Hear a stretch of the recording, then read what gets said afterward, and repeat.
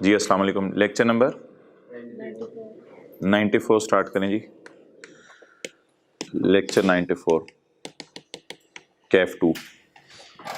अच्छा भाई, ये आज बस लेक्चर अपलोड होगा यूट्यूब के ऊपर, तो कल से आप हजरात आएँ, फिजिकली लें। आपका एक रिदम बना हुआ है जो फिजिकल आ रहे हैं, ताकि वो उसी रिदम के ऊपर कायम रहें। अच्छा, पेज 307 रिटर्न ऑफ इनकम किसने जमा करानी है वो लिखा हुआ है यहाँ पे। इसके बाद पेज 3 रिवीजन करें इंग्लिश में। When a return is considered as complete. तो लेक्चर में बता रहा था यूट्यूब पे अपलोड नहीं होंगे, आप लोग फिजिकली आते रहें, बस आज का लेक्चर अपलोड होगा। और requirements for filing a return भी आपको पता है, फर्स्ट टाइम रिटर्न जो जमा करानी है उसकी रिक्वायरमेंट इलेक्ट्रॉनिक फाइलिंग है। फिर 12 महीने से कम की रिटर्न मांगेगा। फिर अगर किसी बंदे ने रिटर्न जमा नहीं करवाई 12 महीने वाली, तो उससे भी 5 या 10 सालों की मांगी जा सकती है, और उसने 30 दिनों में आना है। Conditions for filing a revise return, यार ये कंडीशंस को ज़रा रिवाइज करते हैं। इसमें आपके अकाउंट्स जमा करवानी है या रिवाइज ऑडिटेड अकाउंट्स, और आपने साथ जो है वो रीजंस ऑफ रिवीजन भी लगानी है। अच्छा, इसमें यार ये ज़रा टेबल रिवाइज करें, पेज 309 वाला। अगर एक बंदे ने 309 वाला है, अगर एक बंदे ने रिटर्न जमा करवा दी 30 सितंबर 16 को, और उसे जल्दी ख्याल आ जाए जमा कराई हुई रिटर्न रिवाइज करने का, तो अप्रूवल की जरूरत नहीं है। अगर एक बंदे ने रिटर्न जमा करवाई और उसे लेट ख्याल आए रिटर्न रिवाइज करने का, तो इसमें दो सूरतें हैं। लेट का मतलब है आफ्टर 60 डेज। तो अगर हुकूमत को फायदा दे रहा है तो अप्रूवल की जरूरत नहीं है, अगर हुकूमत को नुकसान दे रहा है तो अप्रूवल की जरूरत है। उसमें मेरे भाई कमिश्नर आपको अगर 60 दिन में अप्रूवल ना दे, अब ये कमिश्नर के लिए 60 दिन है, आपके लिए नहीं है। ये वो जो 60 दिनों में इजाजत मांग, 60 दिनों में रिटर्न रिवाइज करना, ये आपके लिए दिन थे। अब ये जो नीचे वाले 60 दिन है, ये किसके लिए हैं? तो अगर कमिश्नर 60 दिन में आपको इजाजत ना दे तो एज्यूम किया जाएगा इजाजत, और अगर 60 दिन में आपको इजाजत दे दे तो फिर तो वो वाला सिनेरियो मैंने इधर डिस्कस किया है। ये देखें, 60 दिन में इजाजत दे दे तो फिर तो मसला ही कोई नहीं, लेकिन अगर ना दे इजाजत 60 दिन में, भूल जाए इजाजत देना, भूल जाए, ना देनी, भूल जाए इजाजत देना, तो फिर इस सूरत में क्या एज्यूम किया जाएगा? इजाजत मिल गई है। अच्छा, इसको ना एक काम कर लें, इसको लिख लें 1 2 3 लिखा था ना, ठीक है, लिख लिया था आपने, ऊपर लिंक कर लिया था। आगे आए जी। मुख्तलिफ टाइमों पे अगर रिटर्न रिवाइज करें तो कितना टैक्स जमा करवाना है, वो ये डिस्कशन थी। इसके बाद who is granted relaxation from furnishing return, window, orphan और वो सारा। अच्छा यार ये बताएं, किस किस ने वेल्थ स्टेटमेंट जमा करवानी है? जिसको कमिश्नर कहेगा उसने वेल्थ स्टेटमेंट जमा करवानी है नोटिस देके, या फिर रेजिडेंट इंडिविजुअल ने भी। रेजिडेंट इंडिविजुअल किसने जमा करवानी है? याद रखिएगा, हर वो बंदा जो रिटर्न जमा करवा रहा है। अलोंग विद रिटर्न का मतलब ये है, यानी वो जो सारे लोग जिन्होंने हमने पढ़े ना, जो रिटर्न जमा करवानी है, उनके ऊपर बाइंडिंग के साथ क्या जमा करवाएं? वेल्थ स्टेटमेंट जमा करवाएं। और हर member of partner of AOP ने। और वेल्थ स्टेटमेंट के कंटेंट्स 4 हैं या पर्टिकुलर्स, और नीचे क्या दिया हुआ है? बोलो बोलो बोलो। रिवीजन रिवीजन रिवीजन, यार ये बातें 10 दफा मैं कर चुका हूं। अच्छा यार, ये जो बनाई थी ना एज ऑन टाइप चीज, ये थी वेल्थ स्टेटमेंट। और ये जो फॉर द ईयर टाइप चीज बनाई थी ना, जिसमें इनकम्स थी, सोर्सेज लिख देना ज्यादा बेहतर है, ऐड सोर्सेज और लेस जो भी खर्चे हैं आपके। तो इसका नाम क्या रखा था? वेल्थ। लेकिन वेल्थ रिकंसिलिएशन स्टेटमेंट में एक लाइन डालनी होती है, बोले वो क्या डालनी होती है? Opening net wealth. क्लियर?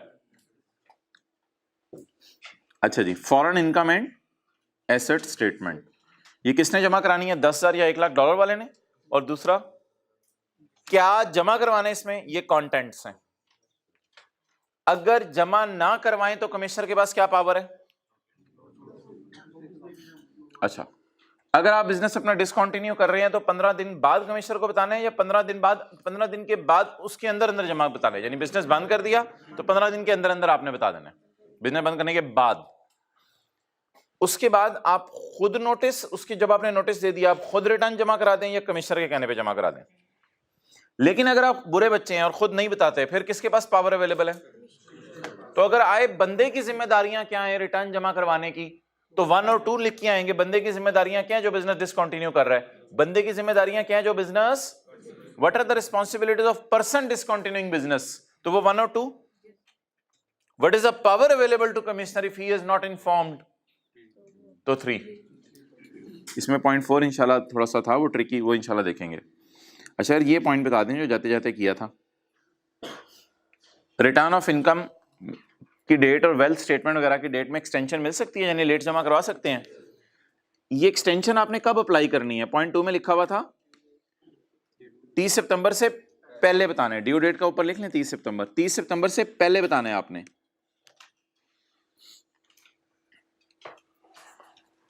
ये किधर लिखा हुआ है ड्यू डेट? 30 सितंबर से पहले आपने बताना है या बाद बताना है?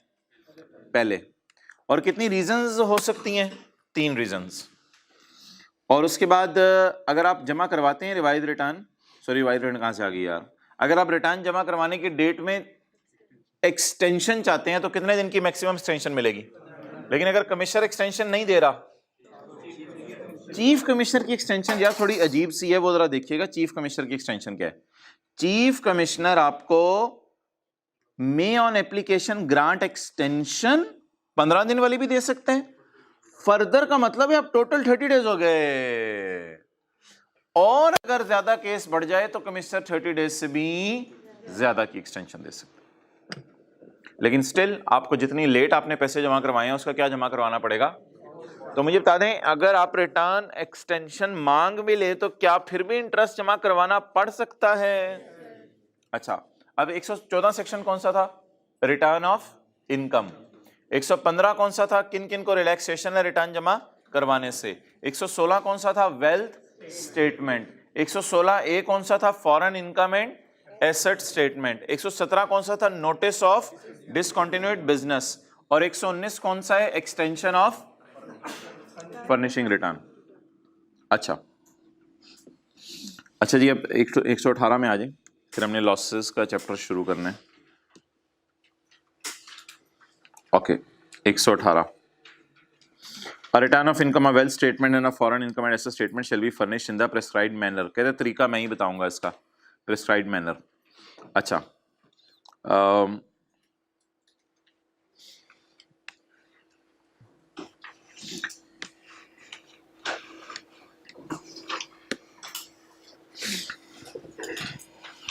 भाई एक बंदा कहता है मेरा 30 जून 20 को ईयर एंड है, इसने कब तक रिटर्न जमा करवानी है मेरे भाई? मैंने आपको बताया हुआ यार कई दफ़ा ऐसा ना करें, 30 सितंबर 20 तक, यानी कितने महीने से मिल जाएंगे? 3 महीने मिल जाएंगे। अच्छा, क्या किसी का स्पेशल ईयर एंड हो सकता है 31 मार्च 20 का? क्या किसी का स्पेशल ईयर एंड हो सकता है 31 दिसंबर 19? थोड़ी अकल बस इस्तेमाल करते रहना, थोड़ी अकल। आज 31 दिसंबर 19। क्या किसी का स्पेशल ईयर एंड हो सकता है 30 सितंबर 19? हो सकता है भाई। इसने भी ना रिटर्न 3 महीने में, इसने भी रिटर्न 30 सितंबर तक जमा करवानी है। जिसका ईयर एंड 30 जून को है वो तो कब आ जाए? 30 सितंबर तक कभी भी आ जाए। ये येलो लाइन है, किसी भी दिन आ जाए इसमें से। येलो लाइन का मतलब है किसी भी दिन आ जाए। जिसका 31 मार्च ईयर एंड है वो किसी भी दिन आ जाए। कब तक? इसको अच्छा खासा वैसे टाइम मिल गया, इसको अच्छा खासा टाइम मिल गया। सिमिलरली यार बाकी सारे भी इसी तरह हैं। जिसका 31 दिसंबर ईयर एंड है वो भी टेंशन ना ले। जिसका 30 सितंबर ईयर एंड है वो साल बाद आ जाए, बस रिटर्न जमा करवा दे। जिसका स्पेशल ईयर एंड है और 30 सितंबर 19 को एंड हो रहा है तो वो कब तक आ जाए? और कोई कहता है कि मेरा 31 अगस्त 19 ईयर एंड है, या 31 जुलाई कर लो। भाई ये तो आपको पता है ना यकम जुलाई है। कोई बंदा कहता है मेरा 31 जुलाई 19 ईयर एंड है, तो भाईजान आपके पास 14 महीने हैं, जब मर्जी आकर रिटर्न जमा करवा दें। तो जिनके स्पेशल टैक्स ईयर एंड है उनका भी रिटर्न जमा कराने की तारीख बोले क्या है? 30 सितंबर। 30 सितंबर एक बार आ नहीं जाएगा इसके वो एक बार आ तो जाएगा, बिल्कुल भाई सही फरमा रहे हैं, 30 सितंबर आ जाएगा, लेकिन वो 2 महीने बाद आ जाएगा। तो 2 महीने में तो रिटर्न बनाना जरा मुश्किल ही काम होता है वैसे, तो इसलिए वो फिर अगले साल 30 सितंबर को जाके आप रिटर्न जमा करवा रहे होंगे। अच्छा, अब तरीका पता है कि नोट ना करो, ये हुआ हुआ नोट। तरीका पता है क्या है? तरीका ये है पेपर के लिए कि जो भी तारीख आपको आ जाएगी ना ईयर एंड की, आपने बस सोचा करना है उसके बाद 30 जून कौन सा आ रहा है, बस। मिसाल के तौर पे पेपर में डेट आ गई 31 जुलाई 19 मेरा ईयर एंड है स्पेशल, आपने स्पेशल नहीं समझना उसे, आपने कहना अच्छा यार मुझे समझ आ गई है, स्पेशल से मतलब मुश्किल नहीं समझना। आपने कहना 31 जुलाई 19 तेरा ईयर एंड है, इसके बाद 30 जून जो मुझे लग रहा है वो 20 ही आएगा, तो 30 जून 20 के बाद आपने 3 महीने गिन लेने बस।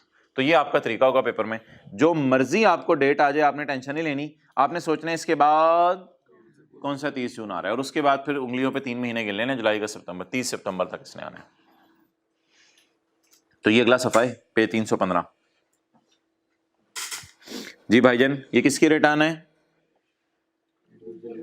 और एओपी, वही जो मैंने आपको एग्जांपल कराई है। 30 सितंबर 20 तक आना है ना इन्होंने। अच्छा, अगर एक बंदा कहता है मैं 30 जून को ईयर एंड हो रहा है तो फिर तो ठीक है। अगर एक बंदा कहता है मेरा 31, फिर भी ठीक है। अगर एक बंदा कहता है मेरा 31, अपने समझने के लिए लिख लें, ये 31 नंबर 19 बन रही है ना माय डियर, 31 नंबर 19। और अगर एक बंदा कहता है मेरा 31 जुलाई को ईयर एंड हो रहा है, मैं शहजादा 31 जुलाई को ईयर एंड हो रहा है, तो भी आप 30 सितंबर 20 को ही आए रिटर्न जमा। इन सब के लिए कौन सी तारीख है? मैंने सैंपल बेस पे 1-2 डेट्स आपके सामने लिख दी हैं। अच्छा यार, ये पढ़ लें, 2A भी पढ़ लें और 3 भी पढ़ लें। A person who earn salary income, ये तो बीच में सैलरी वाले के लिए ऐसी कोई खास बात आ गई है, वो देख लेते हैं। जो बंदा सैलरी इनकम कमा रहा है ना, उसने रिटर्न इलेक्ट्रॉनिकली जमा करानी है। ये ना सैलरी वालों के लिए एक शर्त लग गई हुई है, बिजनेस कैपिटल गेन के लिए जरूरी नहीं है, सैलरी वाले ना इलेक्ट्रॉनिक रिटर्न जमा करवाएंगे along with the proof of deduction. अगर एम्प्लॉयर ने टैक्स काटा नहीं काटा तो फिर आप खुद पे कर दें tax. File a well statement with the return. जाहिर बात है, सर आसिफ की बात अगर करें, सैलरी अगर कमा रहे हैं, सर आसिफ सैलरी कमा रहे हैं ना राइज में, तो सर आसिफ 2 काम करेंगे, इलेक्ट्रॉनिक रिटर्न भी जमा करवाएंगे along with deduction of tax का सबूत। सर आसिफ वेल स्टेटमेंट भी जमा कराएंगे। वेल स्टेटमेंट क्या? Assets, liabilities, plotted DHA, jewellery and a foreign income and asset statement. अगर $10,000 से ज्यादा और $1,00,000 से, पता है ना आपको, तो ये भी जमा करवाएंगे। बोर्ड कोई कंडीशन किसी के लिए बदल दे या बता दे किसी बंदे के लिए ये कंडीशन किसी साल नहीं अप्लाई होगी, बोर्ड की मर्जी। Following is the schedule for remaining persons. नहीं, रिमेनिंग पर्सन्स को 2A से कंपेयर ना करें। असल में ये पॉइंट ना 2 के बाद आया था लॉ में, तो 2A तो बीच में ऐसी फोल्डिंग शीट बिठा के फिट हुआ है। 2 में असल में इंशाल्लाह हम बात करेंगे कंपनीज की। 2 में बात करेंगे किसकी? कंपनीज की। तो 3 में किसकी बात होने लगी है? इंडिविजुअल्स और एओपीज की। तो बस ये फॉलोइंग इज अ शेड्यूल का लफ्ज छोड़ें पर काट दें, इसको कंफ्यूज ना करें। ये पढ़ें, return required to be filed through electronic portal in case of salaried individual. Salary वाले ने कैसे रिटर्न जमा करानी है पाकिस्तान में? बिजनेस कैपिटल के अंदर सोर्स वाले के लिए इलेक्ट्रॉनिक फाइलिंग जरूरी नहीं है। और return of income by individual और एओपी, ये कौन से वाले हैं? अदर देन सैलरी वाले। इन्होंने इलेक्ट्रॉनिक जमा नहीं करवानी, बस ये रिटर्न ही जमा करा जाए, बड़ी बात है। लेकिन ऑब्वियसली अगर बंदा सैलरी बिजनेस दोनों कमा रहा होगा तो फिर तो बंदा सैलरी की वजह से इलेक्ट्रॉनिक ही जमा करवाएगा ना। तो सैलरी वालों ने कैसे जमा करानी है?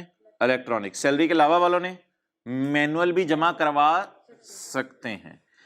कब तक जमा करवानी है? ऑन और बिफोर, समझ आ गई? ऑन और बिफोर 30 सितंबर, या 30 सितंबर को जमा करा दें या उससे पहले, ऑन और बिफोर 30 सितंबर।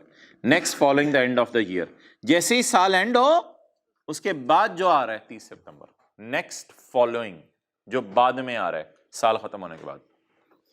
ओके अच्छा, अब पीछे क्या रह गया?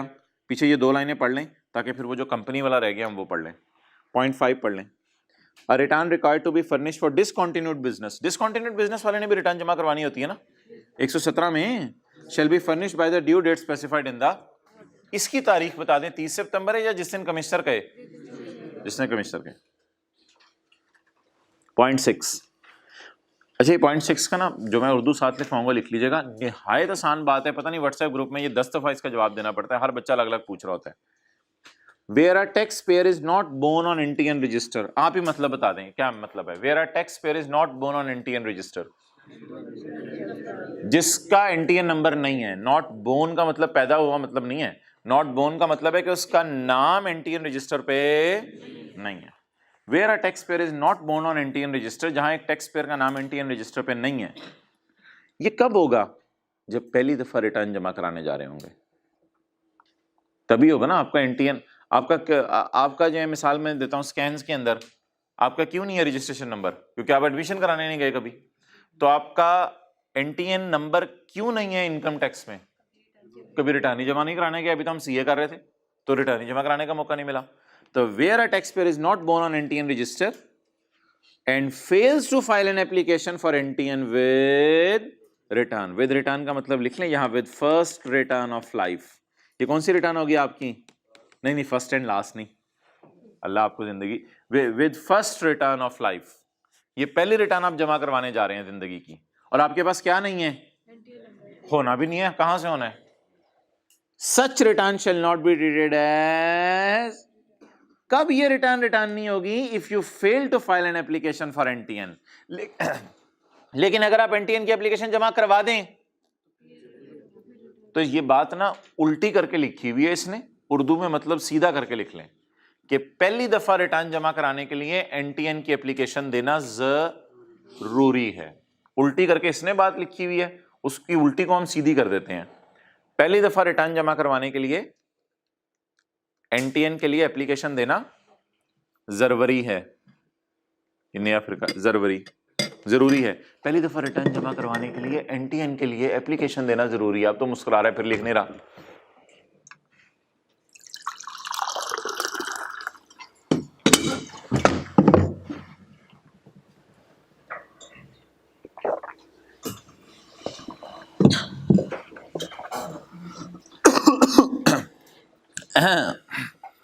ठीक है जी, अब इसको उल्टी भी पढ़ लें इसकी। अगर किसी बंदे का नाम एनटीएन रजिस्टर पे नहीं है और वो फेल हो जाए एनटीएन की एप्लीकेशन देने से, तो रिटर्न इनवैलिड है। लेकिन अगर कामयाब हो जाए एनटीएन की एप्लीकेशन देने में, फिर रिटर्न वैलिड है।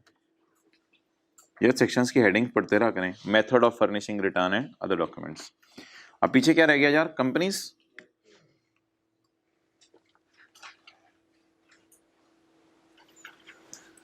अच्छा यार, ये जो कंपनी है ना, कंपनी, ये बड़ी मजे की है।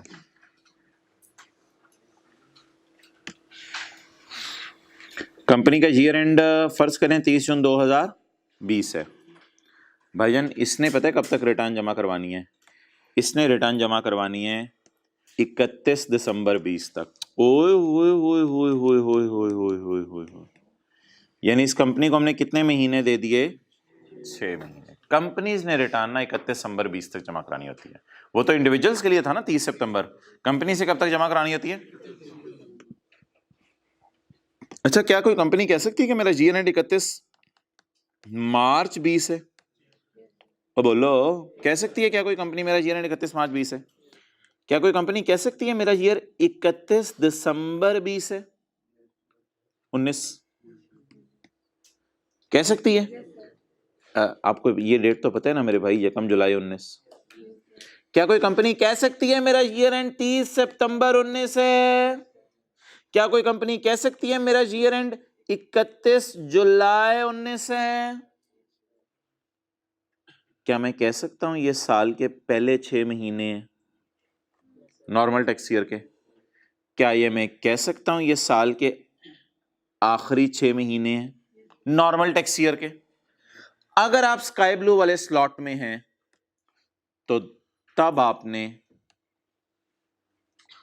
ये 28 फरवरी, ये 31 जनवरी, समझ आ रहा है? 28 फरवरी 31 जनवरी जो मैं बोल रहा हूं, और समझ आ रहा है 28 फरवरी 31 जनवरी।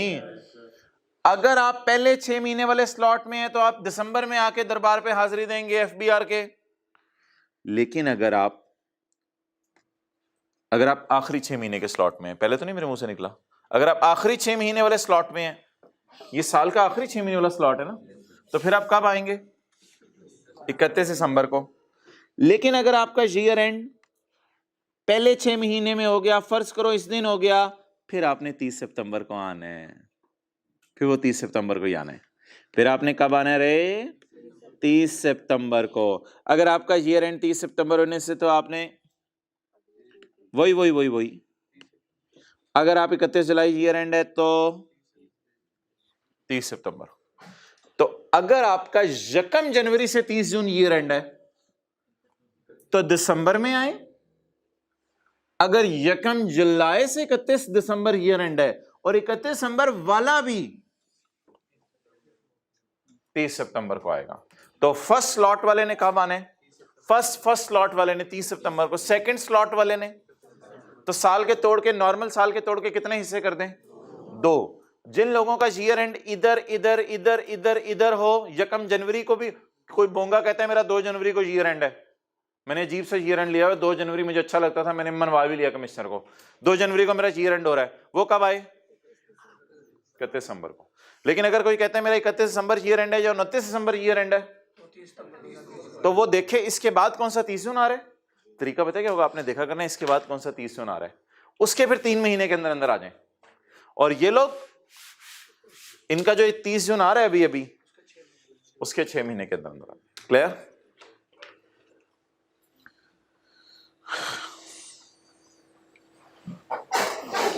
अगले सफे पे डायग्राम बनी हुई है।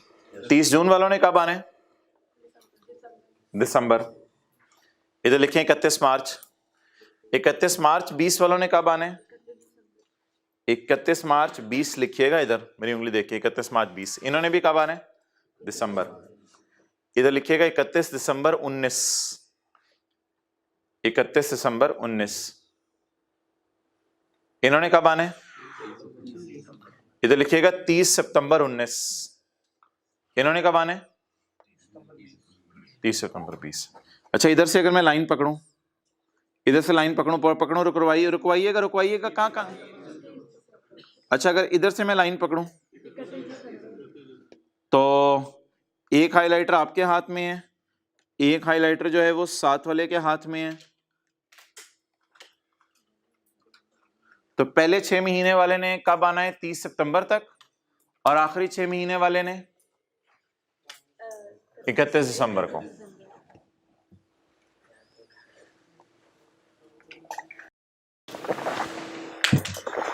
ओके, अब पढ़ें जी।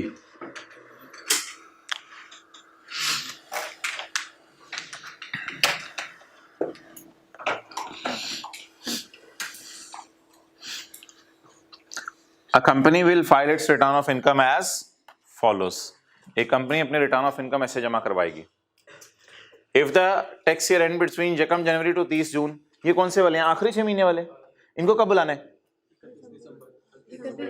आखिरी 6 महीने वाले। भूल तो नहीं गया यार, भूल तो नहीं गया? 1 जनवरी से 30 जून वाले, इनको कब बुलाना है? इनको बाद में बुलाना है ना, इस तरह याद रखना, बाद वालों को बाद में बुलाना है और जल्दी वालों को पहले बुलाना है। तो अगर 31 दिसंबर तक मेरा, 30 जून तक मेरा ईयर एंड है, तो मुझे दिसंबर में बुलाया जाएगा। ऑन और बिफोर 31 दिसंबर, जो साल के बाद 31 दिसंबर आ रहा है, और if tax year and between 1 July and, तो ऑन और before 30 September, next following the end of the year.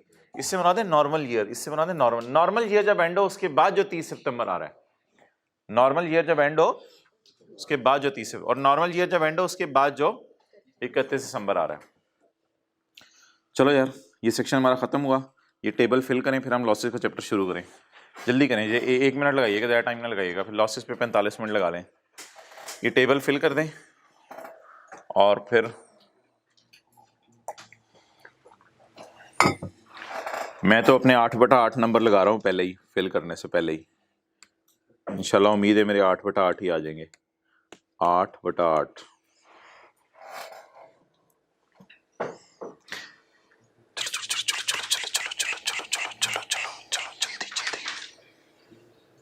अगले सफ़े पे है टेबल,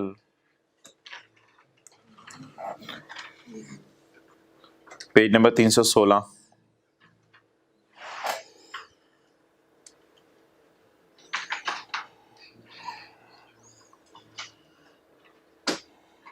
डन तो हाथ खड़ा कर दें,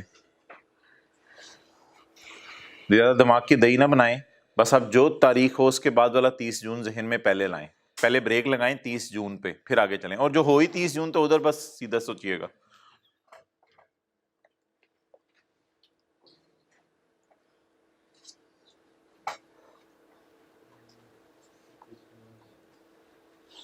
हद होगी यार, कंपनीज की तरफ मूव कर जाएं, बस कर दें।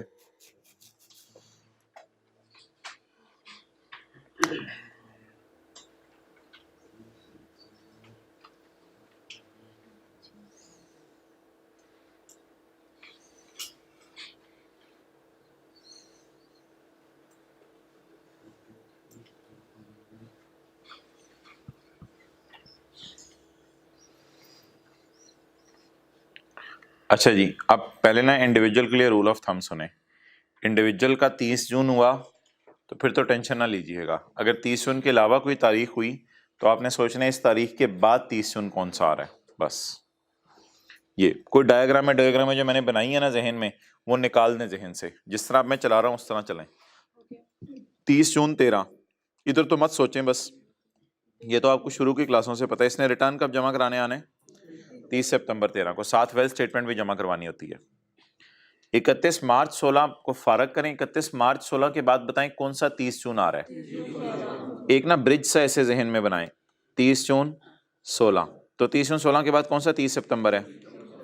अब ब्रिज को यूज करके बाद में तोड़ दें। ब्रिज को यूज करके तोड़ दिया, ठीक है। ब्रिज यूज करें थोड़ा सा। इसके बाद बताएं कौन सा 30 जून आ रहा है। 30 जून 18, ये ब्रिज बन गया। इस ब्रिज से अब आगे जाएं, 30 सितंबर। अब ये ब्रिज तोड़ दें, सेल्फिश बन जाए अपने लिए ब्रिज में। अच्छा, 30 सितंबर 10, इसके बाद कौन सा 30 जून आ रहा है। नहीं 30 से 10 तो नहीं आ रहा, वो तो 3 महीने पहले खत्म हुआ है। इसके बाद कौन सा 30 जून आ रहा है। 30 जून 11, और इससे आगे 3 महीने चलें 30 सितंबर। तो ब्रिज बनाएं और ब्रिज बना के तोड़ दें। ब्रिज का मतलब है एक ब्रेक लगाएं 30 जून पे। इधर भी भाईजान वही करना है, इधर भी भाईजान वही करना है। लेकिन एक बात बता दूं, इन दोनों को दिसंबर में बुलाने। जून और मार्च वाले इनको दिसंबर में बुलाने, और दिसंबर और सितंबर वाले तो जल्दी हैं, पहला स्लॉट है। इनको कब बुलाने? सितंबर में बुलाने। डन, ये तो एक अलग बात है। अच्छा, ये दोनों तो मेरे भाई लेट खत्म हो रहे हैं ना, और ये जल्दी खत्म हो रहे हैं, या पहली स्लॉट दूसरी स्लॉट जो भी आप पसंद करें साल के। इनको कब बुलाना है? दिसंबर में। इनको भी दिसंबर में, और इन दोनों को डन। अच्छा, 30 जून के बाद अब आपको सोचने की जरूरत नहीं है कौन सा 30 जून आ रहा है, ये तो 30 जून ही है। तो 30 जून 13 है, इनको लेट बुलाने, तो इनको बुला लें आप 31 दिसंबर 13 को। आगे 31 मार्च 16 के बाद कौन सा 30 जून आ रहा है। 30 जून 16, तो 30 जून 16 के बाद अब इनको दिसंबर में आपको पता है बुलाने, तो ब्रिज बनाएं और ब्रिज बना के तोड़ दें। 31 दिसंबर 16। अच्छा, 31 12 17 के बाद 30 जून कौन सा आ रहा है। 30 जून कौन सा आ रहा है। अच्छा, अगला सवाल है इनको दिसंबर में बुलाना है या इनको सितंबर में बुलाना है। इनको सितंबर में, तो फिर 30 सितंबर 18। अच्छा, इसके बाद 30 जून कौन सा आ रहा है। 30 जून 11, और इनको बुलाना लेट है या जल्दी बुलाना है। जल्दी बुलाना है ना, क्योंकि जुलाई अगस्त सितंबर अक्टूबर नवंबर दिसंबर में अगर आपका ईयर एंड हो जाए तो जल्दी है, और जनवरी फरवरी मार्च अप्रैल मई जून में अगर आपका ईयर एंड हो तो लेट है। इनको जल्दी बुलाना है, तो इनको बुला लें फिर 30 सितंबर। डन।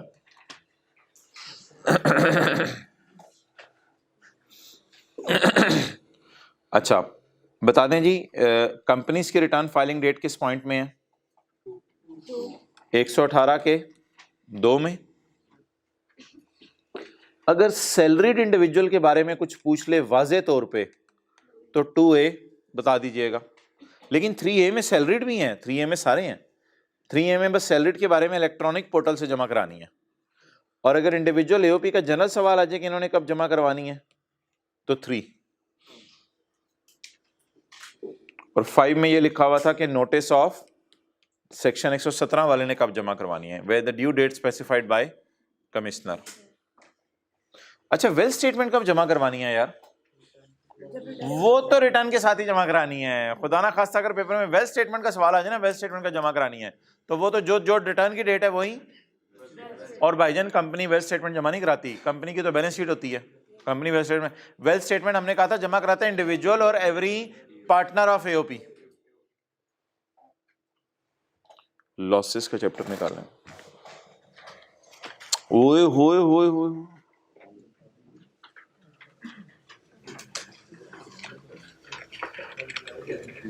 चलें जी बिस्मिल्लाह पढ़ें, लॉसेस के चैप्टर निकालें। और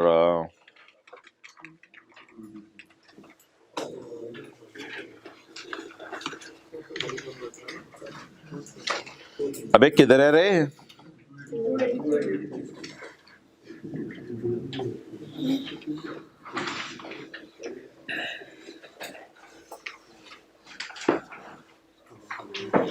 भाईजान इसमें दिमाग चाहिए, बस दिमाग।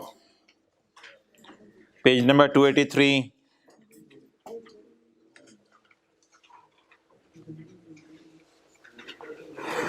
चलें जी, रूल नंबर 1 बताएं। इनकम फ्रॉम प्रॉफिट में से किसी और हेड का लॉस माइनस।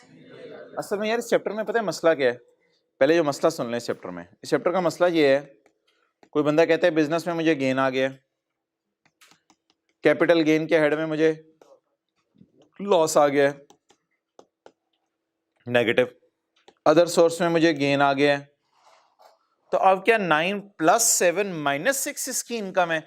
इस पॉइंट पे ये पूरा चैप्टर बन गया और इसने अपने ही अजीब से रूल बना दिए और हेड्स के डिफरेंट नाम रख दिए। सैलरी के प्रॉफिट में से किसी और हेड का लॉस माइनस नहीं किया जा सकता। ये हमारा रूल नंबर 1 है कि सैलरी के प्रॉफिट में से किसी और हेड का लॉस माइनस नहीं किया जा सकता। चलें जी इस रूल का न्यूमेरिकल सॉल्व करें। पेज नंबर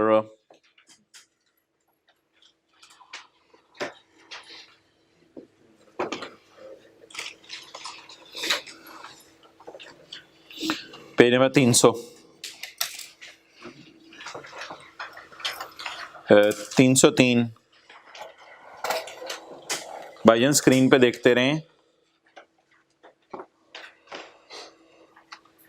स्क्रीन पे देखते रहें। हाँ जी बताएं जी, मैंने क्या कहा है? सैलरी के प्रॉफिट में से किसी और हेड का लॉस माइनस। बस स्क्रीन पे देखते रहें और अगर आपने नोट करना है अपने रजिस्टर पे करें इसका सोल्यूशन नोट। बताएं भाईजान सैलरी का प्रॉफिट कितने है? 200। दिमाग चाहिए, दिमाग, बस टेंशन चाहिए और कुछ नहीं चाहिए। अदर सोर्स का लॉस कितने है? 40। रूल क्या है? सैलरी के प्रॉफिट में से लॉस माइनस नहीं हो सकता। आपने सोल्यूशन नहीं देखना, सोल्यूशन में मैंने एक लाइन लिखी हुई है, वो मैं क्लास के एंड पे समझाऊंगा। बताएं जी सैलरी का प्रॉफिट कितना है? 200। इस बंदे की टैक्सेबल इनकम कितनी है? Why why why. अभी तो बताया है मैंने आपको यार, इसकी टैक्सेबल इनकम 200 ही रहेगी। इसकी टैक्सेबल इनकम 160 नहीं होगी। रूल 1 बोलें, सैलरी के प्रॉफिट में से किसी और हेड का लॉस माइनस नहीं किया जा सकता। तो सॉल्यूशन नोट कर लें रजिस्टर पे, पहला वाला एग्जांपल 1। क्वेश्चन आप स्क्रीन पे देखते रहें, किताब पे किसी सफे पे नोट कर लें, रजिस्टर ढूंढ रहे हो, कई सफे खाली हैं किताब में। अच्छा डन जी, आगे चलें। अच्छा यार बिजनेस जो है ना, बिजनेस वो असल में ना 2 तरह के होते हैं। एक होते हैं स्पेक्यूलेशन, एक होते हैं, और यार नॉन स्पेक्यूलेशन जो है ना, एक नॉर्मल बिजनेस को कहते हैं। जैसे कोई जनरल स्टोर है, कोई जनरल स्टोर है, कोई डॉक्टर की क्लिनिक है, कोई कॉलेज वाले हैं, नॉन स्पेकुलेशन बिजनेस कर रहे हैं। राइस वाले नॉन स्पेकुलेशन बिजनेस कर रहे हैं, कोई स्पेकुलेशन का नहीं कर रहे। Other than delivery of goods इस किस्म की कोई नहीं है वो जो चीज़। तो नॉन स्पेकुलेशन के लफ्ज़ को बस सादा बिजनेस है आपका। इंपॉर्टेंट तो है लफ्ज़, इसकी बेस पे डिसीजन भी कुछ होना है, लेकिन ये सिंपल बिजनेस है आपका। अच्छा, और दूसरी इनकम कौन सी है हजरात? Other source. बिजनेस में बोले क्या आया? अच्छा यार, हम ना प्रॉफिट को बस कहा करेंगे और लॉस को सवारी, क्योंकि देखिए लॉस को प्रॉफिट में से माइनस करना होता है, तो सवारी को बस में बिठाना होता है। तो सैलरी की बस ने कहा इस सवारी को मैं नहीं बिठाऊंगा, बारों बार मोटरवे पे चढ़ के निकल गई। तो सैलरी की बस में से किसी और हेड की सवारी नहीं बैठ सकती। डन। तो प्रॉफिट का नाम क्या हम क्या रख देंगे? बस। और लॉस का नाम सवारी। एग्जाम्पल 2 का डाटा पढ़ के बताएं, क्या ये रूल मैंने आपको करवा दिया है? रूल 2 और 3 मत पढ़ें, येलो वाला रूल पढ़ें जरा। येलो वाला रूल पढ़ के बताएं, एग्जाम्पल 2 आप कर सकते हैं? भाईजान रूल 1 का मतलब मैं आपको बताता हूं। रूल 1 का मतलब है सैलरी के प्रॉफिट में से कोई और हेड का लॉस माइनस नहीं हो सकता। इसका मतलब है बिजनेस के प्रॉफिट में से किसी और हेड का लॉस माइनस हो सकता है। रूल 1 है, पढ़ते रहिएगा। इसका मतलब है अदर सोर्स के प्रॉफिट में से किसी और हेड का लॉस माइनस हो सकता है। इसका मतलब है कैपिटल गेन के प्रॉफिट में से भी किसी और हेड का लॉस माइनस हो सकता है। इसका मतलब है प्रॉपर्टी के हेड में से भी किसी और हेड का लॉस माइनस हो सकता है। वो तो सैलरी का प्रॉफिट वो प्रॉफिट है जिसमें से कोई और लॉस माइनस नहीं हो सकता। तो रूल 1 की बुनियाद पे एग्जांपल 2 करेंगे हम। रूल 1 इतना कॉम्प्रिहेंसिव है कि एग्जांपल 2 भी हम कर सकते हैं। तो रूल 1 में आपको क्या नजर आ रहा है कि सैलरी के प्रॉफिट में से कोई और लॉस माइनस नहीं हो सकता। लेकिन जब दिल की आंख खुलवाई सर ने, अब बोले क्या नजर आ रहा है? ये तो नेकेड आई से नजर आ रहा है ना, सैलरी के प्रॉफिट में से कोई और लॉस माइनस नहीं हो सकता। अब दिल की आंख खोलें और देखें आप क्या क्या नजर आ रहा है आपको। अब दुनिया खुल गई आपके ऊपर दिल की आंख से। क्या क्या खुला? बाहर ना निकालिएगा, क्या क्या खुला? पता नहीं क्या क्या दिल में। अच्छा, बिजनेस के प्रॉफिट में से, भाई मुस्कुरा रहा है। अच्छा, बिजनेस के प्रॉफिट में से किसी और हेड का लॉस माइनस हो सकता है। कैपिटल गेन के प्रॉफिट में से किसी और हेड का लॉस माइनस हो सकता है। अदर सोर्स के प्रॉफिट में से किसी और हेड का लॉस माइनस हो सकता है। और प्रॉपर्टी के प्रॉफिट में से भी किसी और हेड का लॉस माइनस हो सकता है। अच्छा, अब ऑब्वियसली मिसाल के तौर पे साथ रूल अगर हम लिखते रहे, रूल 1, इधर भी मैं रूल 1 ही लगा रहा हूं, रूल 1 ही लगा रहा हूं। अगर आप किताब पे लिखना चाहते हैं साथ साथ बताएं यार, आप सॉल्व करवाएं। बिजनेस कितने? 300। इसमें से लॉस माइनस हो सकता है। लेस इनकम फ्रॉम कितना? हुकूमत को टैक्स किस पे देंगे? 260 पे। यार मुझे तो लगा कि सैलरी एक बुरी बस है जो किसी और सवारी को बिठाना पसंद। सैलरी एक बुरी बस है जो किसी और सवारी को बिठाना पसंद। और बिजनेस की जो बस है, इसने आके आवाज लगाई स्टैंड पे, लोर लोर लोर लोर लोर लोर, कराची कराची कराची कराची। तो इसने कहा मैंने जाना है। आजो आजो आजो आजो, बैठो भाईजान, और कोई नहीं जी? चलो भाई, चलो चलो चलो, टक टक, चलो बस निकल गई।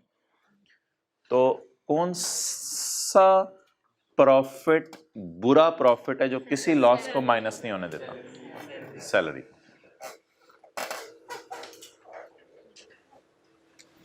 चलें जी, तीसरा सवाल आप कर दें खुद। अच्छा, इसमें ना न्यूमेरिकल का थोड़ा सा फॉर्मेट, एक फॉर्मेट सा बना करेगा। कोशिश कीजिएगा जिस फॉर्मेट में मैंने सॉल्व करना है आपने उसी, एसी बंद करवाना है। आप थोड़ा सा इधर हो जाओ, ये डायरेक्ट हवा पड़ी है, भाई को लग रही है सर्दी। यार बंद कर दो, रिमोट भी है किसी के पास तो, मोबाइल एलियन रिपोर्ट। अच्छा रिमोट। अच्छा जी, एग्जाम्पल 3 करें यार सॉल्व। मैं चाहूँगा थोड़ी सी रजिस्टर पे आप अच्छी सी प्लानिंग करके करें, अंदर वाला कॉलम बाहर वाला कॉलम, इस तरह से सॉल्व करें। कुछ जल्दी कर दें यार, I do not have so much time. Example 3 अपने रजिस्टर पे सॉल्व करें। यार स्क्रीन पे देखो ना, उधर तो सोल्यूशन भी अवेलेबल है, स्क्रीन पे देखो।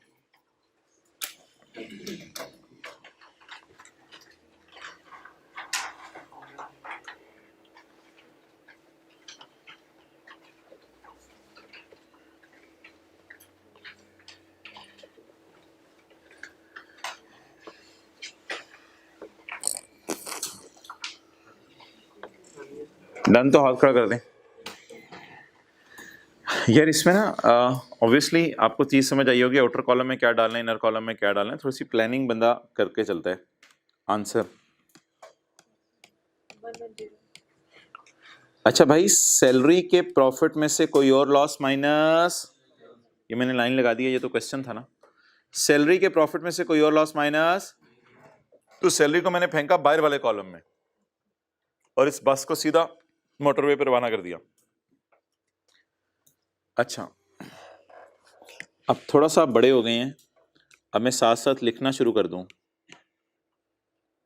अच्छी बस ना बुरी बस, ये कौन सी बस है? प्रॉफिट के साथ कौन सा लफ्ज चूज करेंगे हम? बस, और लॉस के साथ सवारी। अभी सवारी का लफ्ज मैंने लिख रहा, अच्छी, मैं स्टिल रूल 1 में हूं भाईजान, I am still in rule 1। अच्छा जी, सैलरी का प्रॉफिट तो बुरा प्रॉफिट है, इसको मैंने बाहर वाले कॉलम में फेंक दिया। अब किसका प्रॉफिट है? बिजनेस। अच्छा पढ़ें जरा, क्या मैं कह सकता हूं बिजनेस के प्रॉफिट में से किसी और हेड का लॉस माइनस हो सकता है? कह सकता हूं। अब बिजनेस का प्रॉफिट क्या कहेगा? लोर लोर लोर लोर, लाहौर कह रहा हूं भाई मैं, लोर लोर लोर लोर लोर लोर। अदर सोचने का मैं जाने बेजा, बीवी बच्चे भी नाल लिया, सारी नाल ने, चलो सही है जी। 90 माइनस 30 60 टोटल। कितने लोगों ने एग्जैक्ट इस तरह सॉल्व किया था अंदर और बाहर वाला कॉलम? और कितने लोगों ने ये किया था ऐसे कि 50 के नीचे लिखा 90 और फिर 30 माइनस किया और सोचा ये कि मैं 30 को 90 में से माइनस कर रहा हूं, 50 में से माइनस नहीं कर रहा, और किया इस तरह? हाथ खड़ा करें। इस तरह करना यार सही नहीं है। एग्जामिनर को क्या पता चलेगा आप इस 50 में से माइनस कर रहे हो या इस 90 में से माइनस कर रहे हो? ये गलत है। थोड़ी सी प्लानिंग माइंड में करके चले ना। तो सैलरी के प्रॉफिट को मैंने डायरेक्ट पहले क्यों आउटर कॉलम में डाला? इसमें से लॉस माइनस हो नहीं सकता। और इसको क्यों मैंने इनर कॉलम में लिखा? अच्छा, एग्जाम्पल 1 पे आए। रूल 1 की रोशनी में सैलरी क्या थी? बुरी बस, इसलिए इसने लॉस को नहीं बिठाया था, लॉस को नहीं बिठाया था। लिख लिया आपने बुरी बस? चलें, अच्छा हो गया, गुड, तो बहुत अच्छा हो गया, तो साथ साथ आप लिख रहे हैं। अच्छा, एग्जाम्पल 2 में 300 क्या था? अच्छी बस। भाई फिजिकल वाले फिजिकली क्लासों में आते रहें, कल से लेक्चर अपलोड नहीं करूंगा मैं। I don't know about other teachers, मैं अपनी बात कर रहा हूं। अच्छी बस, ओके।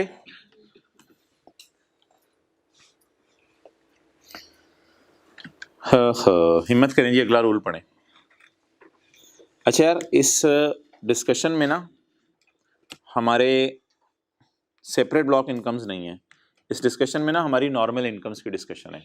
तो ये चैप्टर अप्लाई होगा ना, वो इन हेड्स के ऊपर अप्लाई होगा।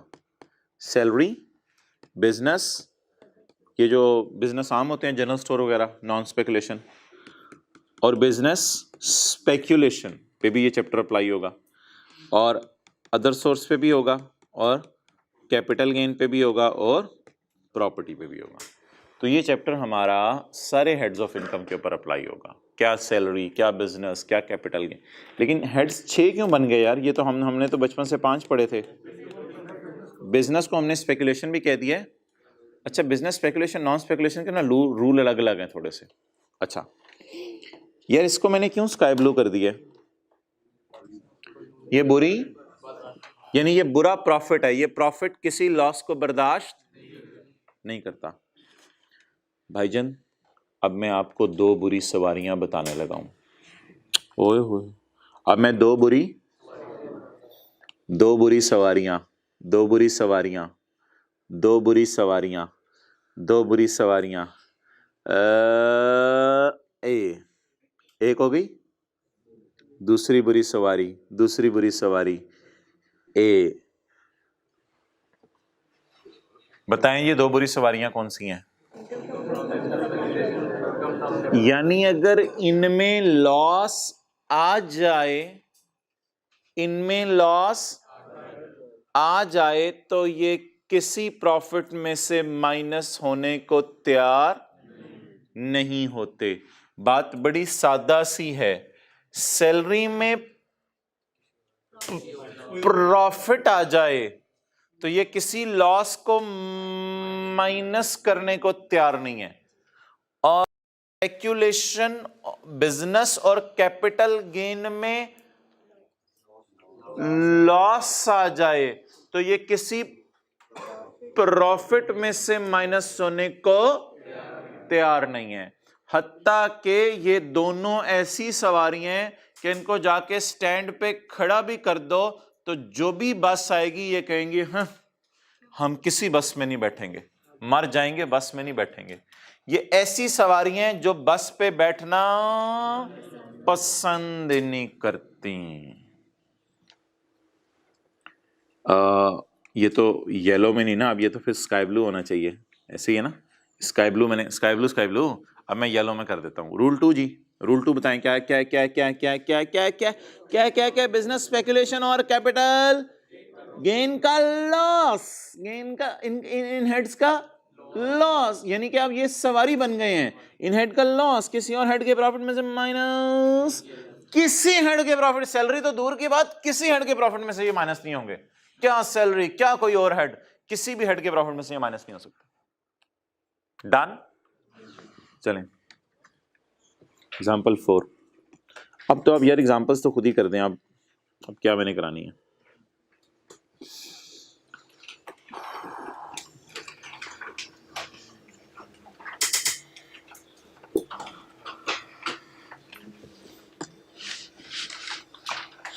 भाई अभी क्या पढ़ के आए हैं कैपिटल गेन के बारे में?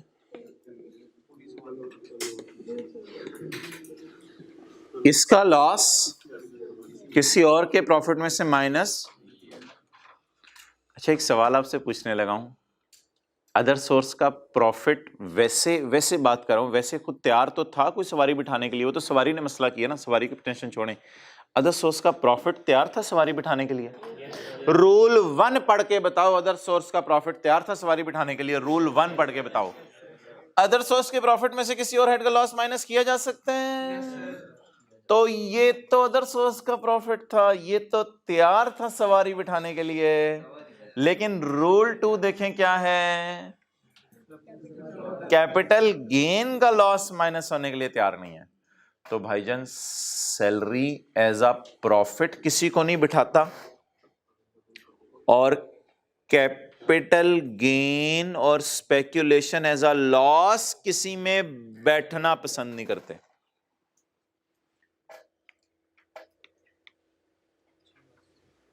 बस तो अच्छी थी लेकिन सवारियां आकड़ खां थी सारी। ये क्या बसें हैं, सीटें देखी हैं इसकी? जाओ, सवारियां बुरी हैं। चलो फिर खलोते रहो, खड़े रहो फिर तुम लोग, कोई बस नहीं तुम्हारे लिए। बताएं जी, अदर सोर्स का प्रॉफिट सॉल्यूशन कर रहा हूं मैं। अब इसको क्लोज कर दूं ना, क्लोज कर दूं, लेकिन यार एक खुशी की खबर सुने, ये लॉस ना कैरी फॉरवर्ड हो सकता है। ये लॉस कैरी फॉरवर्ड हो जाएगा, जो 55 माइनस नहीं हो सका, अगले साल ना अपने भाई का इंतजार करेगा कैपिटल गेन का। कैपिटल गेन इस साल तो माइनस नहीं हुआ, लेकिन ये सवारी असल में अपनी ही जैसी बस का इंतजार कर रही है। अगले साल अगर कैपिटल गेन का प्रॉफिट आ गया तो उसमें से माइनस हो जाएगा। इसको कैरी फॉरवर्ड कर लें, कैपिटल गेन के लॉस को सॉल्यूशन नोट करें, इसको कैरी फॉरवर्ड कर लें। इसको इंशाल्लाह अगले साल माइनस कर लेंगे किस हेड में से?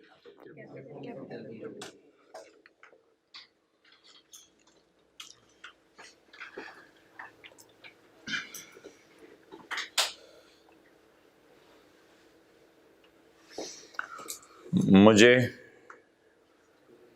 डर है कि कहीं रूल 3 तो नहीं हम पढ़ लिया, साथ ही डर है कि हमने रूल 3 भी पढ़ लिया है। रूल 3 जरा, कैपिटल गेन का लॉस अगर करंट ईयर में किसी और हेड में से माइनस नहीं हो सका, हो भी नहीं सकता भाईजान, हो भी नहीं सकता। कैपिटल गेन का लॉस करंट ईयर में माइनस नहीं हो सका। करंट ईयर में कितना लॉस था? माइनस नहीं हो सका ना। कैपिटल गेन का लॉस अगर करंट ईयर में माइनस नहीं हो सका तो अगले 6 साल कैरी फॉरवर्ड होकर सेम हेड के प्रॉफिट में से माइनस हो जाएगा। तो अब ये कैरी फॉरवर्ड होगा। सिक्योरिटीज में 3 साल कैरी फॉरवर्ड होता था लॉस, लेकिन ये लॉसेस 6 साल कैरी फॉरवर्ड होते हैं। तो 6 साल कैरी फॉरवर्ड होके सेम हेड में से माइनस हो जाएगा। ये रूल 3 भी हमने पढ़ लिया। रूल 3 में बाकी 2 चीजें भी पढ़ा देता हूँ। रूल 3 को ग्रीन से हाईलाइट कर लेते हैं। बोले कैपिटल गेन का लॉस अगर करंट ईयर में किसी और हेड में से माइनस, तो अगले 6 साल कैरी फॉरवर्ड होकर सेम हेड के प्रॉफिट में से माइनस हो जाएगा। ओके, अच्छा जी, take up the next challenge.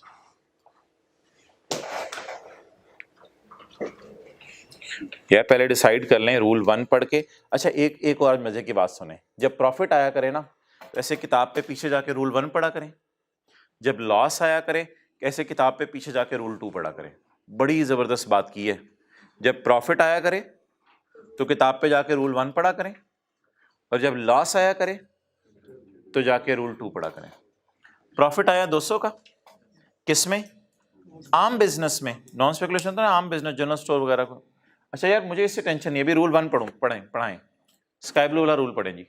Salary के प्रॉफिट में से किसी और हेड का लॉस माइनस, इसका मतलब है 200 में से तो किसी और हेड का लॉस माइनस हो सकता है ना। 200 तो बिजनेस है, तो इसका क्या मतलब है यार? इसका मतलब पहले लिखें भाईजान, एक चीज याद रखिएगा घर जाते जाते। क्या बताइए मैंने? प्रॉफिट आ जाए तो रूल 1 पढ़ के डिसाइड करने अच्छी या बुरी बात है। लॉस आ जाए तो, अच्छा 60 का स्पेकुलेशन लॉस आया, रूल 2 पढ़ें। 3 नहीं अभी, रूल 2 पढ़ें। स्पेकुलेशन का लॉस किसी और हेड के प्रॉफिट में से माइनस नहीं। हालांकि आप कह रहे हो कि बिजनेस एक जैसी चीज है, और चुप याद छोड़ें। स्पेकुलेशन का लॉस किसी और हेड के प्रॉफिट में से माइनस। आप बता दें रूल 2 पढ़ के। आज के बाद प्रॉफिट आया करेगा तो फौरन कौन सा रूल पढ़ा करेंगे? 1। लॉस आया करेगा तो रूल 2। बोले टाइम बुरी। ये किस रूल की रोशनी में? 1। थोड़ा थोड़ा लिखते जाएं। ये किस रूल की रोशनी में? रूल 2 की रोशनी में।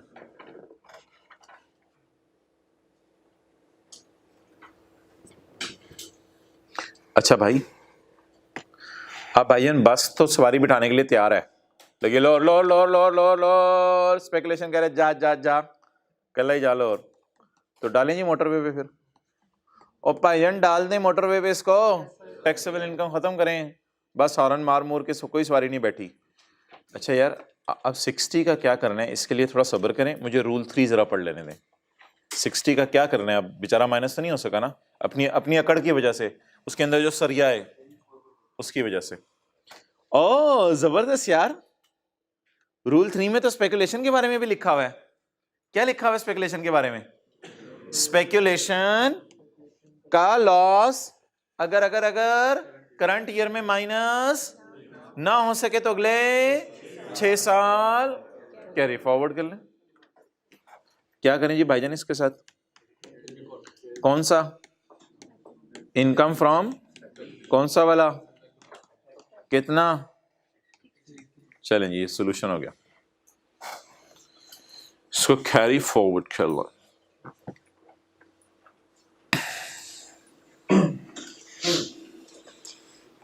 भाईजान ऊंची ऊंची बोले, आंदो अगला सवाल आंदो। और बोल दिया करो यार, क्या हो गया यार, हाथों की जिंदगी है, किसी मौके के ऊपर कुछ आंदो अगला सवाल आंदो, वेखी जाएगी। ओए होए होए होए होए होए होए, 4 चीजें आ गई, परेशान तो नहीं होंगे? अच्छा रूल 1 पढ़ लें पहले 2 के लिए। प्रॉफिट आ गया तो रूल 1 पढ़ लें। लॉस, ज्यादा बसें ज्यादा सवारियां आ जाए तो मैनेज कर लेंगे।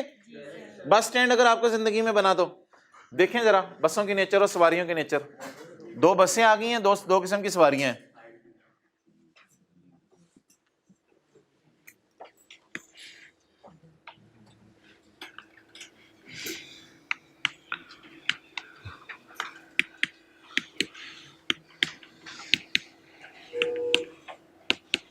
प्रॉफिट आ जाए तो रूल 1 पढ़ें, लॉस आ जाए तो रूल 2 पढ़ें। और पहले लिखें अच्छी बस बुरी बस। अच्छी बस का नाम ए बी रख दें बेशक, बुरी बस का नाम बीबी। जल्दी जल्दी करें। सॉल्व कर लिया तो हाथ खड़ा कर दें।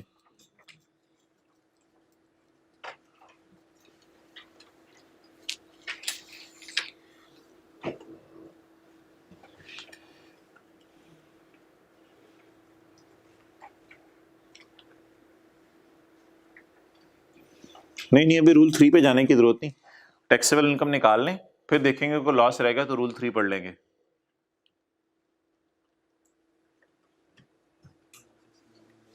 हाथ खड़ा कर दें, हो गया सॉल्व। अच्छा यार, सैलरी क्या है? बुरी बस किस रूल में पढ़ा था? रूल 1 में सैलरी ने कहा है मेरे प्रॉफिट में से कोई लॉस नहीं माइनस करना। और ये बिजनेस नॉन स्पेकुलेशन क्या है? यार बिजनेस स्पेकुलेशन नॉन स्पेकुलेशन फारक करें, रूल 1 पढ़ें बस। तो बिजनेस जो मर्जी है, चाहे स्पेकुलेशन है या, एक बात और सुन लें, ये दोनों बुरी बस नहीं है।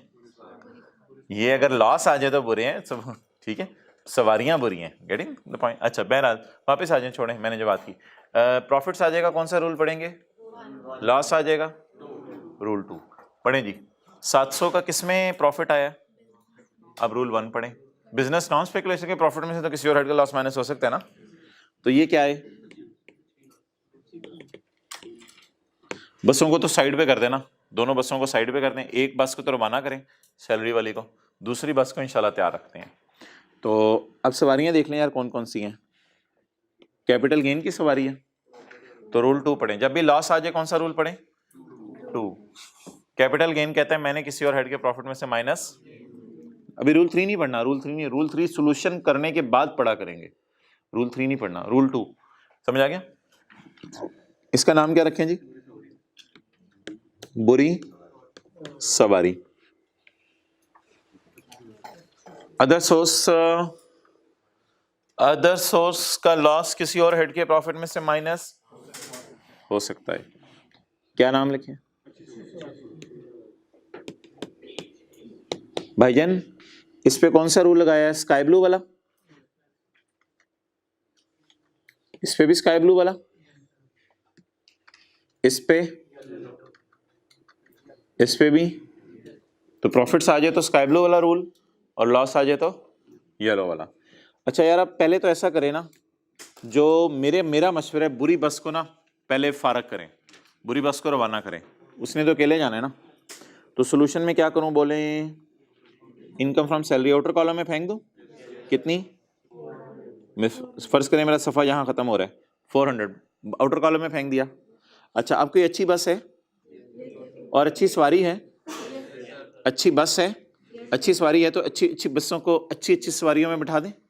अच्छी अच्छी बस लाएं, अच्छी अच्छी बस आई, अच्छी अच्छी सवारियां बिठाएं। लो लो लो लो लो लोरे लोरे लोरे लोरे 120। पता नहीं घर के अंदर कोई लेक्चर ना सुन रहा हो बैठ के। अच्छा, 700 माइनस 120 580। यार एक चीज रह गई है, वो उस उधर ही पड़ी हुई है, 250 पड़ी हुई है। हाँ हाँ मैंने नहीं बैठना किसी में। तो ये फिर तू चाहता क्या है फिर? कहते हैं रूल 3। रूल 3 किसका लॉस है? ये कैपिटल गेन का लॉस है। कैपिटल गेन का लॉस तो माय डियर, अगर करंट ईयर में किसी और हेड में से माइनस नहीं हो सका तो माय डियर, ये तो अगले 6 साल कैरी फॉरवर्ड माय डियर हो सकता है ना। इसे क्या करें? क्या नाम रखें? सही है कितना? 250।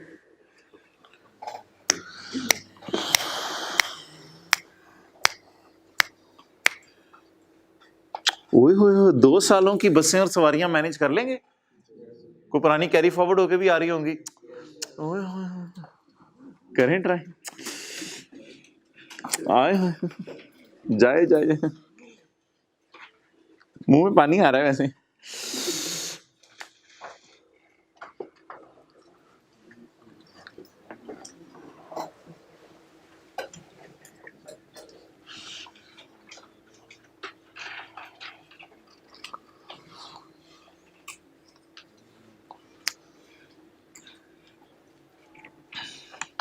यार 13 को तो काटू ना मैं, पहले तो 12 तो सॉल्व कर लूँ ना, फिर 13 देखते हैं।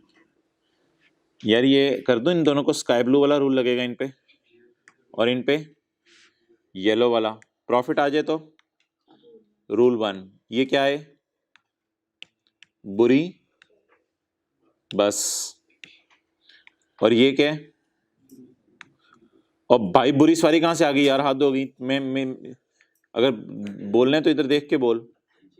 ये क्या है, अच्छी बस। ये क्या है, बुरी सवारी। ट्राई करेंगे आप? पहले पहला काम क्या किया करें, सबसे पहला काम, बुरी बस तो तैयार है ना, उनको आप भेजें, बुरी बस को बारों बार भेजें। भाई को समझ आ गया कॉन्सेप्ट, कहते बारों बार इसको भेज दें। सैलरी को तो बारों बार फारिग करें ना। कौन सा साल सॉल्व हो रहा है, 2012। मैं नहीं किसी को बिठाऊंगी, मैं जा रही हूं, जा यार जा। अच्छा यार बस तो बड़ी अच्छी है, लोर लोर लोर लोर लोर कैपिटल गेन का जाओ। अब बस क्या करे भी, जाए फिर। ओ भाईजान बस को जाने दें आप, सवारी नहीं बैठने को तैयार, बुरी सवारी है ना। टोटल कर दें भाईजान 80। लेकिन अब क्या करें यार, उसका वो बैठा नहीं तो कुछ थोड़ा बहुत तो उसका कुछ करें ना, कैरी फॉरवर्ड कर दें। चलो गुड हो गया यार, कैरी फॉरवर्ड। क्या क्या नाम है यार इसका, क्या है ये, लॉस। अब ये खड़ी रहे खड़ी रहे खड़ी रहे, 1 साल खड़ी रहे और अगले साल आने का इंतजार करे अपने भाई का, शायद इसका भाई आ जाए।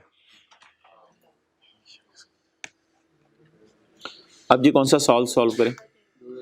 अब 12 के डेटे को काट दें भाईजान। मैंने काटा क्यों है इधर देखें, क्योंकि ना मैंने ये नोट कर लिया हुआ है, इसलिए मैंने काट दिया। अब बस ये सर्कल पे नजर रखनी है आपने। अगले साल का ये डाटा नहीं है, अगले साल का ये डाटा भी है और पिछले साल के सॉल्यूशन की दुम भी है। तो पिछले साल के सॉल्यूशन की दुम भी खींचें और इस साल का डाटा भी देखें। अच्छा अगले साल तो बसें हैं। अब तो मेरे ख्याल से आपको टेंशन लेने की जरूरत भी नहीं कि सैलरी का क्या करना है, अदर सोर्स का क्या करना है। सिर्फ एक चीज है, इस कैपिटल गेन में से ये वाला कैपिटल गेन माइनस कर दें, और तो कोई वजह नहीं समझ आ रही। आप वो रूल 3 तरफ पढ़ लें, एक दफा परेशानी आ रही है तो। कैपिटल गेन का लॉस अगर करंट ईयर में से माइनस अगले साल सेम हेड में से माइनस करने। माय डियर, इस 70 को अगले साल सेम हेड में से माइनस करना है। बंदूक निकाल रहे हो, किसी और हेड में से माइनस नहीं करना, इसको किस में से माइनस करना है। मैंने कहा सवारियों को तैयार करने लगा बैठने के लिए। अच्छा अगले साल किस में से माइनस करें, सेम हेड में से। तो यार 20 को तो यूज करना चाहिए ना मेरे ख्याल से 70 में, तो मेरे ख्याल से 20 को अंदर अंदर लिख लेते हैं। 20 को अंदर लिख लें और 100 और 200 तो सेम हेड नहीं है, इसको बाहर कर दें। तो सैलरी को तो एज इट इज जाने दें और आज अदर सोर्स को भी जाने दें, क्योंकि इस साल लॉस कोई नहीं है। अदर सोर्स को भी जाने दें, इस साल सवारी कोई नहीं है ना। अदर सोर्स की बस को जाने देना, इस साल कोई सवारी नहीं है। हाँ एक सवारियां हैं, लेकिन वो पिछले साल अदर सोर्स में नहीं बैठी थी, तो इस साल कहां से बैठेंगे अदर सोर्स में। जब कैरी फॉरवर्ड हो जाती है तो फिर किस में से माइनस होती है। अच्छा इस साल सैलरी को क्यों जाने दिया, सैलरी को तो हमेशा ही जाने देते हैं बस को। अच्छा इस साल अदर सोर्स को क्यों जाने दिया, कोई सवारी नहीं है इस साल, नजर मारें कोई सवारी नहीं है, खाली पड़े हैं स्टेशन, हो कोरोना हम खाली पड़े। कुछ सवारियां पीछे वाली पड़ी हैं। ओ भाईजान उठो, साल गुजर गया, हमारा भाई आया, इनको उठाए ना 70 को। भाईजान उठो, हमारी वाली बस आ गई। हाँ यार बाकी सोए रहे, बाकी सोए रहे, बस ही आई है।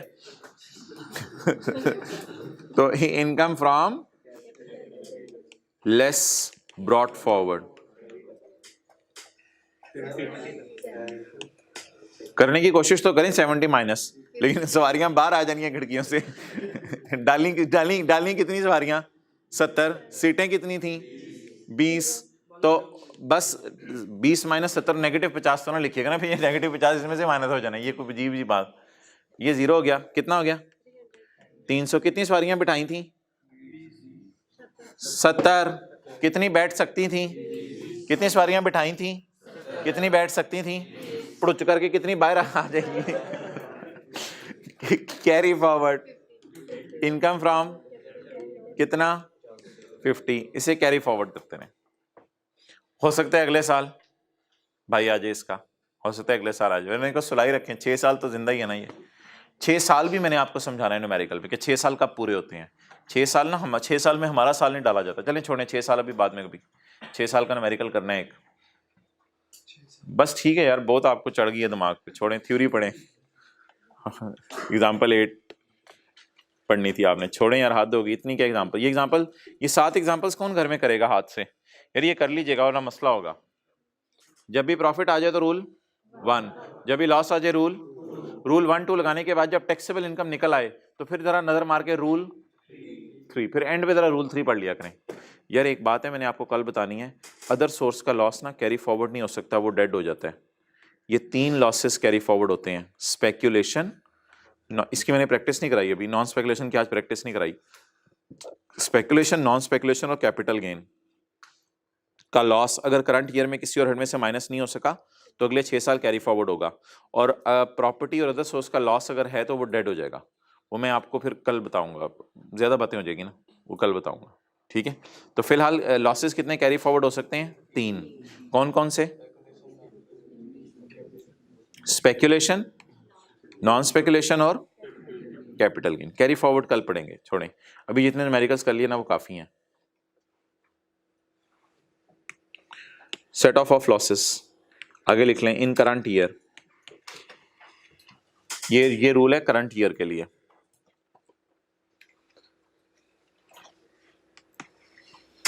A person can minus the loss under a head of income against any other head of income except income from salary। ये कौन सा रूल है यार? रूल 1। सैलरी के प्रॉफिट में से किसी और हेड का loss minus. However, loss of capital gain, my dear, loss of capital gain.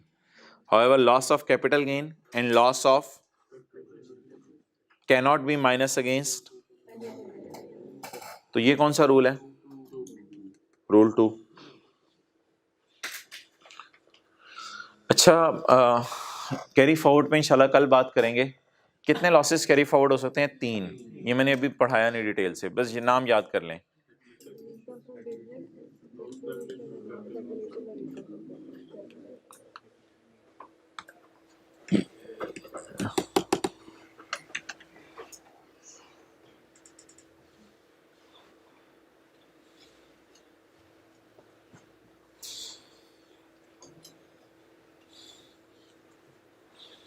ये स्काई ब्लू का मतलब क्या था? बुरी बस। और येलो का मतलब क्या है? बुरी सवारी। एक यार मैं ग्रीन में चीज लगाने लगा हूं ताकि रूल 3 भी आपको समझ आ जाए।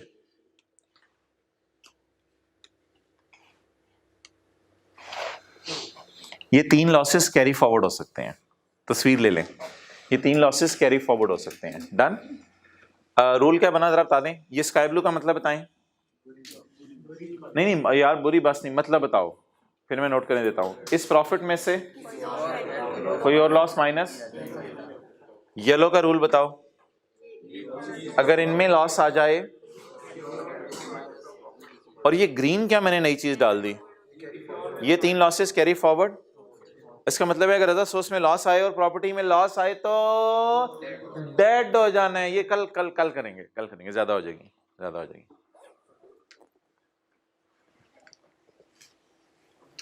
अच्छा, पर बताएं जी कितने लॉसेस कैरी फॉरवर्ड हो सकते हैं? 3। कौन कौन से? बिजनेस, स्पेकुलेशन बिजनेस और कैपिटल गेन। फिजिकल वाले हजरात कल आए, कोई लेक्चर अपलोड नहीं होगा। अच्छा, कंक्लूजन। ओहो, कंक्लूजन छोड़ें, ये ना पढ़िएगा यार, you are now well equipped, conclusion की जरूरत नहीं है। अच्छा, point 2, a loss under any head of income which is not cannot be carried forward to next year. असूल क्या है? लॉस अगले साल माइनस नहीं हो सकता। ये पढ़ के हम डर गए, कैनॉट बी कैरिड फॉरवर्ड। आगे रिलैक्सेशन आ रही है। However, loss under falling heads can be कौन कौन से?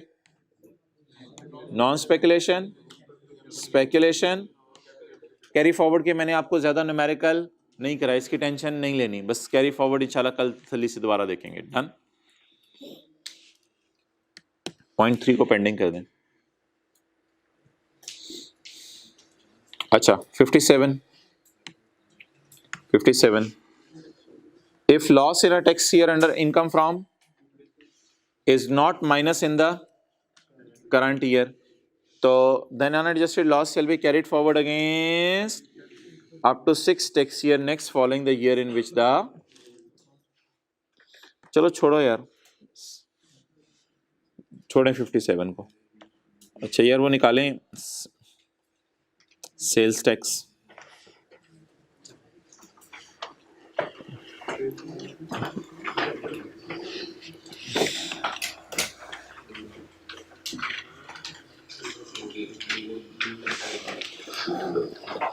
यार ये राय दे दें, ऑनलाइन वालों से तो नहीं पूछ रहा, आप लोगों से पूछ रहा हूँ। ये रिटर्न असेसमेंट अपील्स के थ्योरी के पास पेपर है और सेल्स टैक्स के थ्योरी के पास पेपर है। ये अब कोई वीडियो अपलोड हो जाए या फिर नॉर्मल तरीके से चलते रहें, फिर दिन तो थोड़े ज़्यादा लग जाएंगे। थ्योरी के क्वेश्चंस हैं, थ्योरी के समझ आ जाएगा, यानी कि ये सवाल है, फिर मैं खोल के दिखाऊंगा ये इसका सोल्यूशन है। तो मुझे ये हालत नज़र आ रहा है, आगे क्लासेस भी ख़त्म करनी है। मेरी तरफ से तो कोई मसला नहीं, मैं तो मुझे तो आप शक 28 फरवरी तक बुलाते रहें, मुझे कोई मसला नहीं होना, लेकिन मेरे जहन में एक बात आ रही थी, थ्योरी के सवाल हो जाएं। अच्छा, ताकि कुछ दिन हमने एंड पे न्यूमेरिकल्स के लिए भी बचें, जो ओवरऑल न्यूमेरिकल्स सिलेबस के करने हैं हमने, अभी ये करने हैं काफ़ी, इनकम टैक्स के भी न्यूमेरिकल्स करने हैं, सेल्स टैक्स के भी। अच्छा मुझे यार बताओ, होमवर्क में कौन सा सवाल था? Question number 18। यार ये ना आपने बैंक से लिया लोन, आपने बैंक से लिया लोन, बैंक ने कहा यार कोई चीज मुझे सिक्योरिटी के तौर पे दो, ठीक है, बैंक ने क्या कहा, कोई चीज सिक्योरिटी के तौर पे दो, आपने वो चीज बैंक को दे दी सिक्योरिटी के तौर पे, बाद में आपने लोन वापस नहीं किया, बैंक ने आपकी चीज बेच दी, ये आपकी सेल है, बैंक की सेल है? यार इसको ना एंट्रीज से मैं जरा समझाने की कोशिश करता हूँ, ये हमारी सेल है।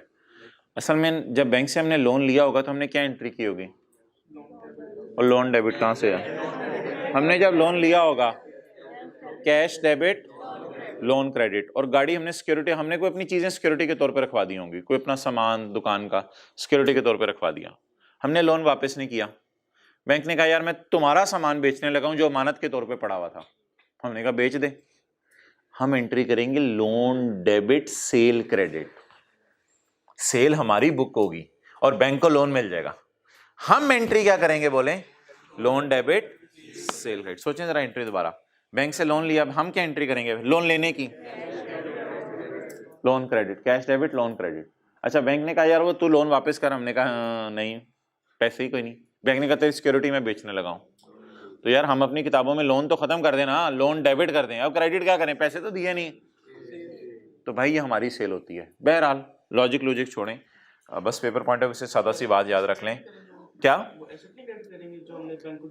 एसेट क्रेडिट करेंगे, cost of sale debit, inventory credit, वो एंट्री अलग होती है, आपको पता है, कॉस्ट वो इन्वेंट्री की एंट्री अलग होती है, सेल बुक करने की एंट्री अलग होती है। गुड्स, हाँ ओपन मार्केट प्राइस पे होगी book. Goods pledged with a bank, security के तौर पे दी हुई थी बैंक को, वर सोल्ड बाय बैंक की ना नीलामी, द नॉर्मल सेलिंग प्राइसेस भाई फेयर वैल्यू पे सेल बुक होगी, से ये एक्चुअल सेल प्राइस पे नहीं होगी, इसमें लॉ में कोई गाइडेंस नहीं है, तो लॉ में गाइडेंस ना हो तो चीज़ फेयर वैल्यू पे बुक होगी। तो भाई 1 मिलियन को आप अपनी सेल में डालेंगे, बैंक की सेल में डालेंगे, अब मैं बैंक की एंट्रीज नहीं करवा रहा, असल में बैंक कहेगा लोन रिसीवेबल क्रेडिट और कैश डेबिट, क्योंकि बैंक को लोन आपका रिसीव हो जाएगा in the form of cash, bank गाड़ियां बेच के या आपका कोई भी एसेट पड़ा हुआ वो बेच देगा और बेच के उसके पास पैसे आ जाएंगे, लेकिन याद रखिएगा सेल कौन बुक किया करेगा, हम। तो बस एक बात लिख लें, बैंक हमारी सिक्योरिटी वाली चीज बेच दे तो ये हमारी ही सेल है, बैंक हमारी सिक्योरिटी में रखवाई हुई वाली चीज बेच दे तो ये हमारी ही सेल है। मैं आपको होमवर्क में आज सवाल जानबूझ के नहीं दे रहा क्योंकि आप लोगों ने वो सवाल करने हैं लॉसेस वाले। ओके, क्लास खत्म हुई।